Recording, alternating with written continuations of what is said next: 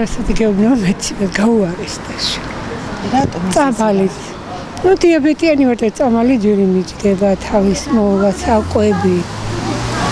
28 ლარს რომ ისევ ხორცში 1 კილო ფარში როგორ მეცხოვ, ერიცხობ. ჯოხს რაც ეხება, რაც იყო იგივეა. გარშემო უარესი, იმიტომ რომ მე თვითონ ექიმი ვარ და რომ მოდიან პაციენტები, წამლის ფულზე ყველა მაგას იძახის, რომ არა მაქვს საშუალება, რომ თქვათ იყიდოს წამალი, რომელიც აი სასიცოცხლოდ სჭირდება ამ პაციენტს.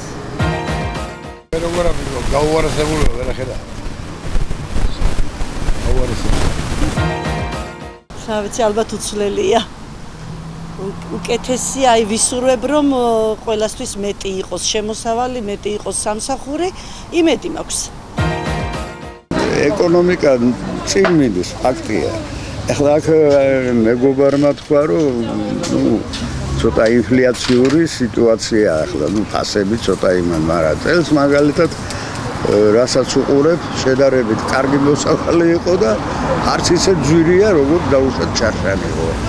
დანარჩენი რა ვიცი, ახლა ფული ისეთი რამეა, ხან აიწევს კურსი, ხან დაიწევს და ახლა მაგას რა უჩვენოთ.